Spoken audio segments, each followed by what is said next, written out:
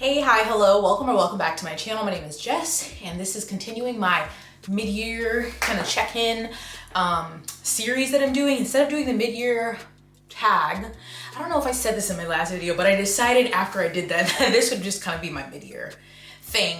I'm just doing a couple videos, going over different things, like my plans for reading for the remainder of the year. That was my last video, I'll link that. This one is all of the books that I have DNF'd or did not finish so far this year. And I have maybe one or two more coming out. It depends on how yappy I feel. But again, this one's about my DNFs and there's various reasons and we'll go through them. And so I would love to know if you are a DNFer and if you've DNF'd books this year. Please tell me, because look, life is too short to read things you're not enjoying. Sometimes you do a hate read, right? Or maybe you're doing a buddy read so you feel like you should finish the book. But sometimes you really should just let it go. Be done, be gone, you know? Just part ways. Save yourself, you know what I'm saying? There's so much out there to read. You should not be suffering, trudging through these pages of some of these long-winded ass people. You know, there's a book for every person, I think. An author for every reader, whatever you want to call it. But every book is not for every reader. Do you know what I'm saying? Yeah. I would just like to say, water is delicious. That's all. Not sponsored. Okay. So I always feel like I have DNF'd more things, and then I look and I'm like, that's it? Huh. I guess that's it. Okay, this is probably gonna go most recent to the beginning of the year because that's what I was looking at between my Goodreads and looking at what I borrowed from Libby and what I was listening to on Describd or Everand, whatever you wanna call it. Her mama named her script, I'm gonna call her script. Okay, so the first one, or the latest one, would be Swift and Saddled, which was by Lila Sage. It is the follow-up sequel, I guess, after Done and Dusted, which I read in a reading blog. I'll link it. Done and Dusted, if you didn't watch the blog, you should. Was like a fun time, very easy to read, loved the setting, loved most of the characters except the main couple, which is why I couldn't give it above a 3 stars. And just some of the things, they just were, I didn't fully believe it, right? And the way he kept calling her sugar, I was so annoyed. But still, I liked all the other characters and the setting, so I was like, ooh, maybe I'll like the next one better because it's a different couple. In the second one, Swift and Saddled, it is the main character, Emmy, from the first book. This is her brother, Wes, and a like interior designer who comes to the ranch to help design this like guest house. And I just was like, okay, I don't know, I think I got 40% maybe into this. It was going quick and I was like, well, I mean, I could finish, but I think it's just gonna be another 3-star again. I like him. She didn't feel, she just had her backstory, it just wasn't developed well. It was like that she had this terrible ex, but I don't know, I don't know how to explain that. It was never explained well, and her actions were just like weird, and she just blamed everything on, not saying like you can't have a terrible ex, right? Like, it's just the way it was written. It just felt more like, I'm just gonna throw these words on the page and make you believe that this character has backstory. Like the best books for me, especially romances, the characters feel real. So all the information that you give us about them, about what happened before we're meeting them on page, and then what's happening while we're on page, like we're seeing things, you're not just telling me things. And I feel like with this author, for the first one, especially in their relationship, and in this one, it just felt very like, I'm gonna tell you, but I'm never really gonna show it. I'm gonna say they have these feelings, they're gonna maybe allude to that in their mind, or I'm gonna tell you on page, but I'm never going to feel it from their interactions between each other, if that makes sense. So the covers are cute. Again, I love the Wyoming ranch setting, but I don't think the author's for me, so I'm good. But there's some people who really love those books, and I love that for you. Next, now this next one may be a bit of a rant because this had so much promise. This is a second book again. This is Emily Wilde's Map of the Otherlands, I think it's called. I read the first one, obviously, Emily Wilde's Encyclopedia of Fairies or something. And so this is like a cozy fantasy, kind of. In the first one, so Emily Wilde, she's this professor and she studies fairies, and she has this co-worker who is kind of like, I don't know, she doesn't like him that much. He annoys her, he's kind of flighty, he's kind of all over the place. And she goes on this expedition and he ends up coming along even though she didn't want him to, because she's working on this Encyclopedia of Fairies. So in the first one you're following that, but it's through her journal entries, and I was like enjoying it. Felt very cozy and like the whimsy of the fairies, and even if there were some more nefarious things they did, it wasn't dark, but you know, they're not always the nicest. And there was like an undertone, a very light undertone hint at maybe the slow burn romance between the two, and they had some good banter, but I just didn't feel overly invested in the story, and I felt like it kind of dragged a little bit, but it still was interesting by the ending where I was like, okay, I won't buy the next one, but I'm interested to read it. So the second one, unfortunately, is also through her journal entries, which I think is very limiting. Like, I understood in the first one, but in this one, it just is so, it was tedious to read through only her POV because she is a tedious character. In the second one, we have Wendell, her co-worker again, but you know, we're supposed to believe there are feelings there between them. And from the hint that we got in the first one, I felt nothing in the second one. Also, her niece, who's also a scholar, is with her on this expedition that they've gone to, and another like faculty member who she starts out with like this a lot of animosity between them. But the way she treats her niece, I hate. Like, it's almost like, because her niece is like 19, maybe 19, 20, and she's very like infatuated with, or she's just very excited to be on her first expedition, to be learning about fairies and like, you know, doing field research. And so she's very interested to talk to them and to talk to Wendell, her coworker, Emily's coworker, and she's just like jealous of her niece, and she's just bitchy to her. Every single thing she does, and this is all we see because we're only in Emily's POV. So the way she thinks about her niece is terrible. I hate her. She's so annoying. She doesn't like Wendell. Like, she just is always talking about how he annoys her, and not in like a, ooh, funny, you know, kind of way, like annoyance to lovers way. She's just a brat. And I feel like that really limited the story. If there was a third person POV, we could maybe look at her in a better light.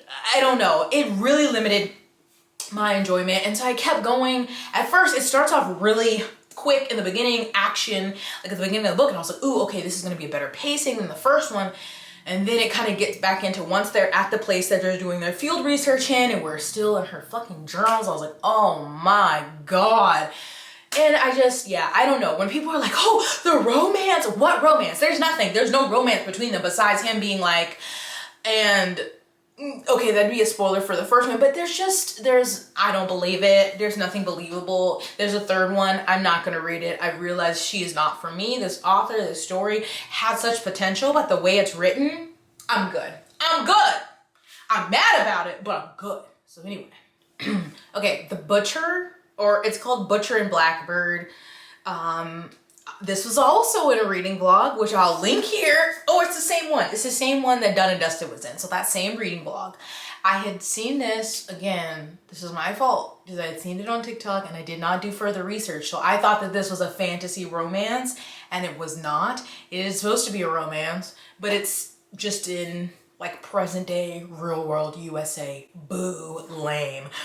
This is a really high rating. I don't get it.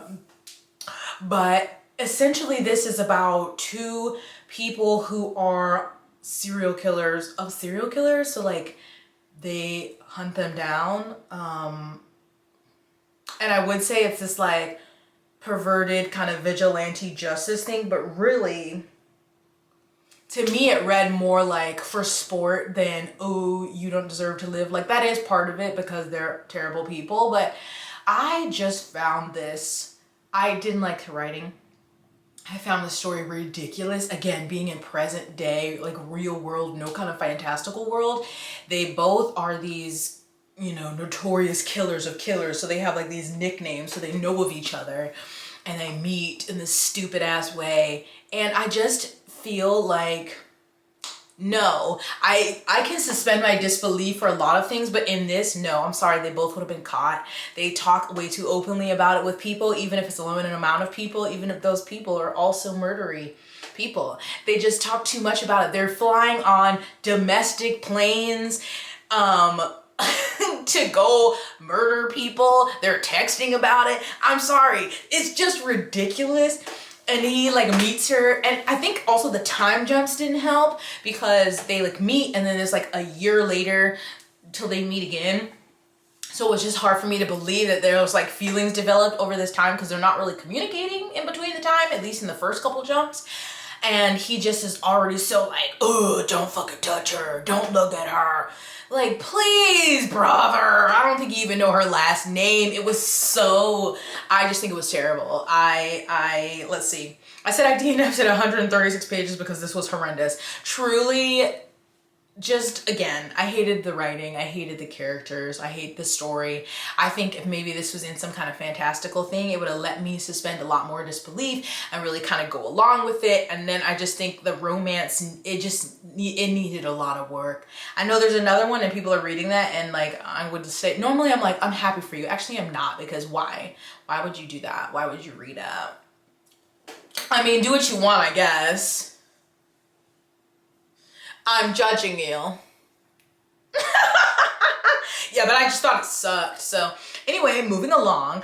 Fae-bound, which really made me sad because I really wanted to love this. I love a good story with the Fae, but I feel like there are so many and yet not enough of what I want. The kind of story, kind of Fae story I want Fae like in the, what's it called? The Fever series by Cara Marie Moning. That's what kind of Fae I want. Did I have fun with like ACOTAR and whatever? Sure, whatever. I'm not reading the Cruel Pens, but I just feel like I was hoping this was a darker take on Fae, and then it's by a Black author, so I was really excited. Now, this author also wrote The Final Strife. I don't know what that series is called. I think the third one comes out this year, and I also DNF'd The Final Strife. So I was like, okay, I'm gonna give this author another chance. But I don't know if this author is for me. Usually I give people 3 strikes, but I don't know. Fae-bound was just so much and yet so not much at the same time. I never understood truly what was going, like I understood what was going on, but there's supposed to be fae, elves, and humans, and there's like, the beginning tells you kind of some little history about what happened, but then like reading it, I'm like, well, I don't know, how did that really happen? Like the descriptions, I am usually very visual and can picture when you're describing something, and this one I was like, girl, I don't know where we are.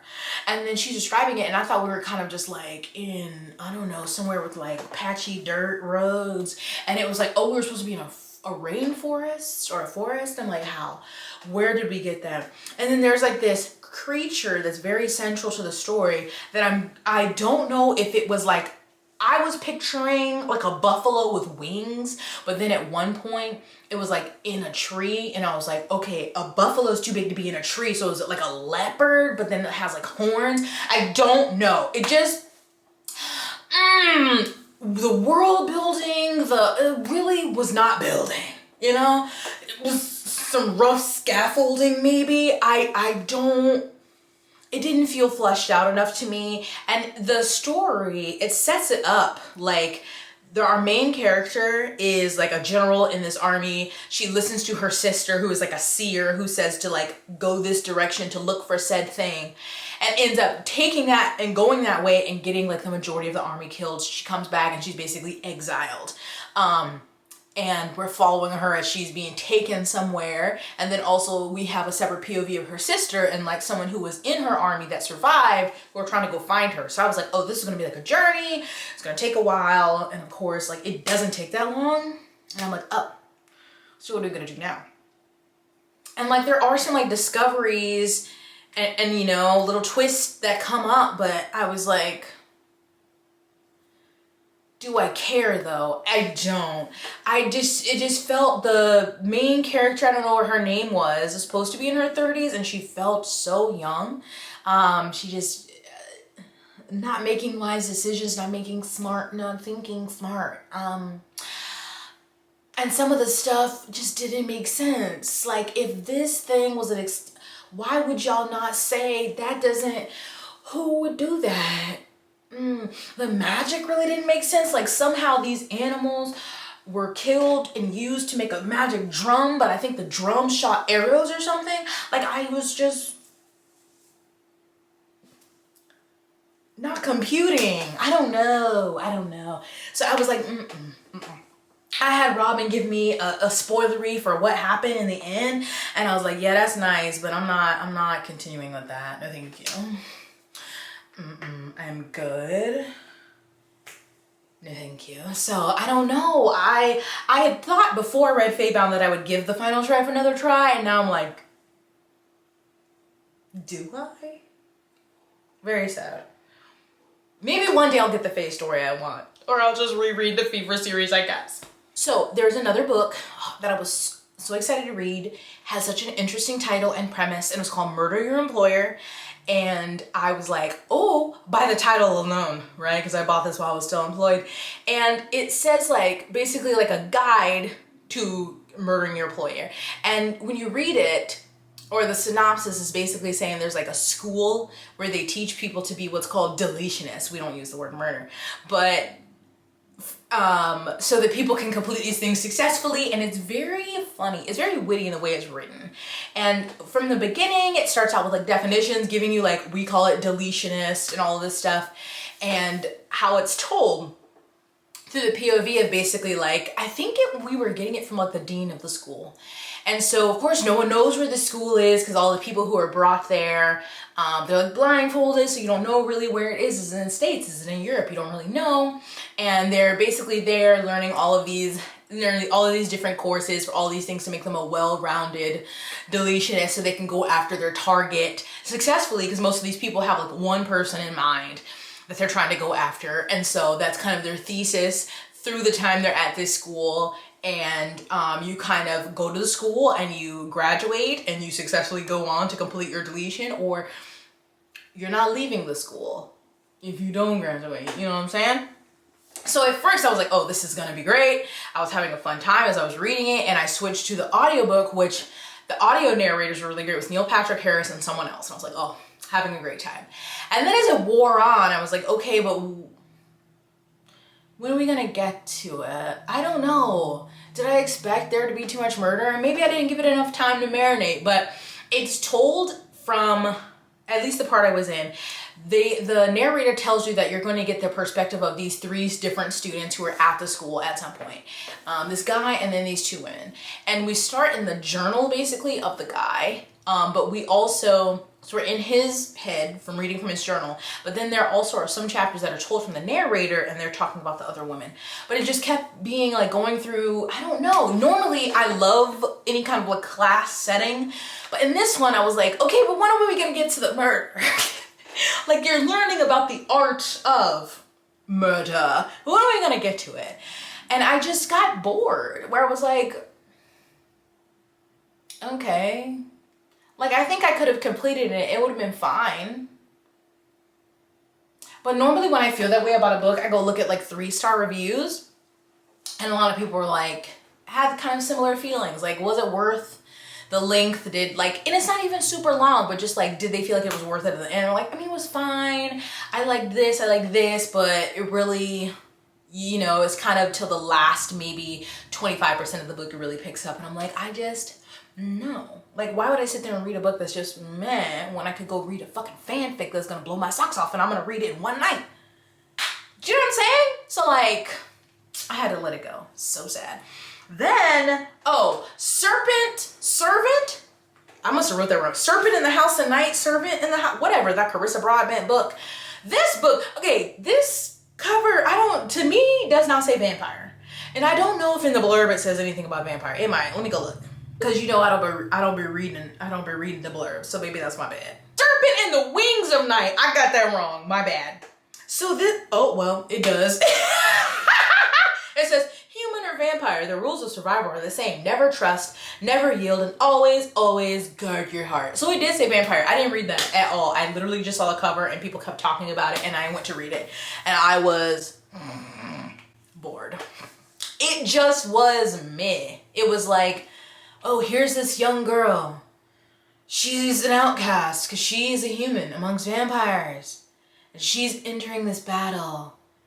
What's gonna happen? Ooh, here's this broody vampire. He's so strong and old and so hot. What's gonna happen? I'm like, I know what's gonna fucking happen. Only one can win. Okay, well, we know they're not gonna die. We know she nor this love interest is gonna die. So something's gonna happen. The rules are gonna change. Someone's gonna forfeit. They're gonna bend some kind of rule. They're gonna find some loophole. Like, I know what's coming.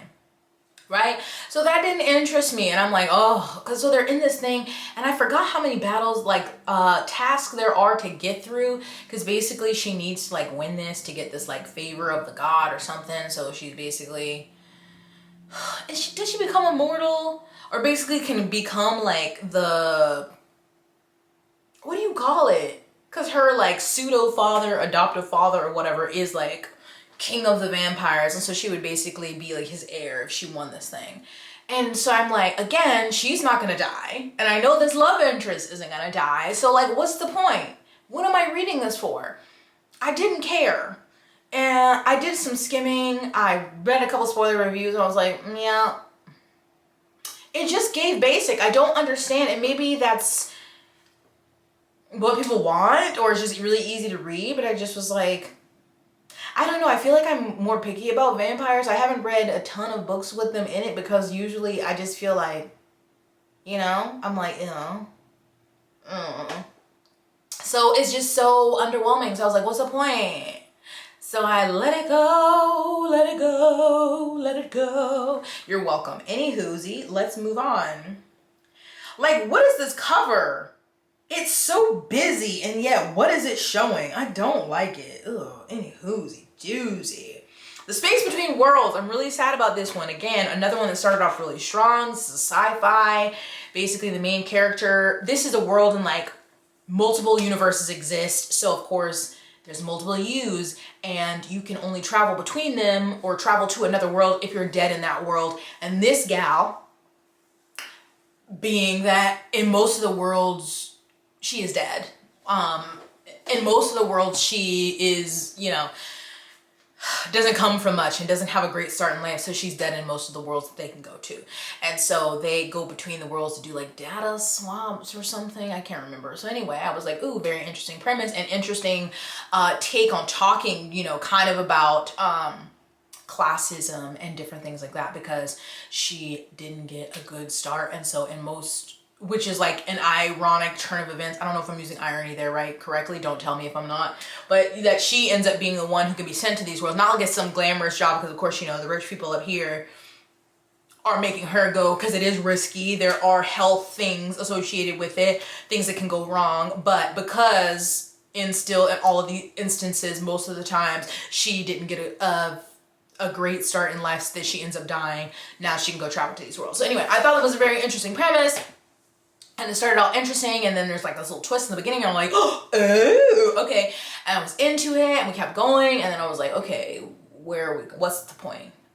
Here's the thing that I've been experiencing, is a lot of things, I'm just like, if I'm not dying to know what's gonna happen, how things play out, I'm just gonna let it go. I don't know, there's just so much out there to read where I'm like, okay, this could be satisfying. But if I don't feel like it definitely is going to be worth my eyeballs time of reading, I'm just gonna let it go.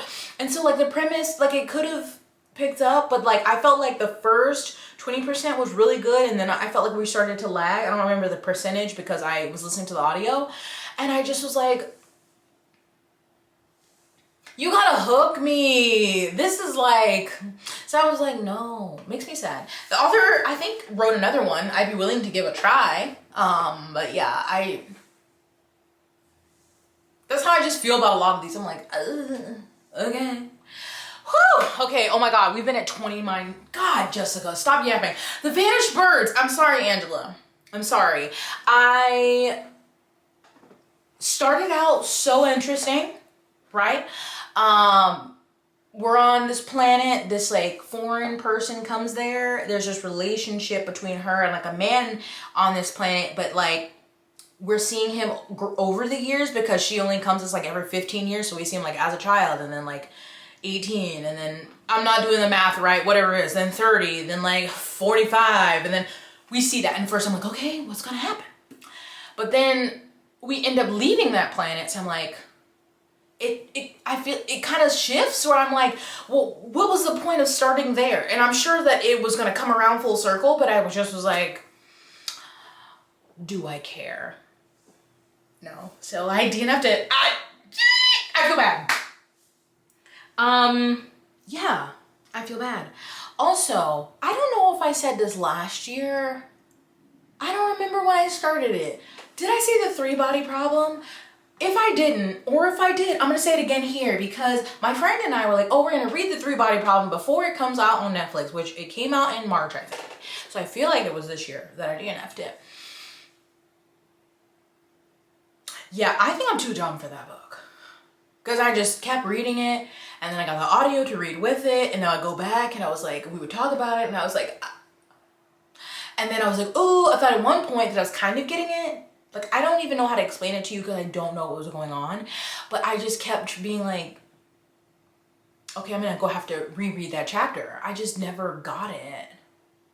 I didn't get it. So I DNF'd it. I haven't watched the show either, but I just, yeah, I felt too dumb for that one. So I was like, I don't know if it's translation or if it's just the concepts, but they were just going over my big ass head. I didn't get it. The rest I have are ones that I started listening to and decided, not right now.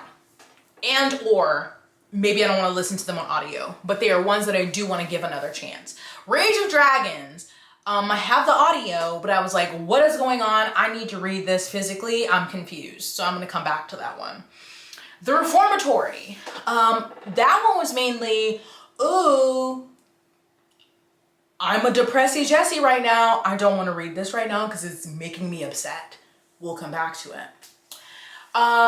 Real by Kennedy Ryan. Started that one. I was like, ooh, a little heavy. Want to come back to it. Also, I listened to the audio and I was like, I feel like I want to read this one with my eyeballs.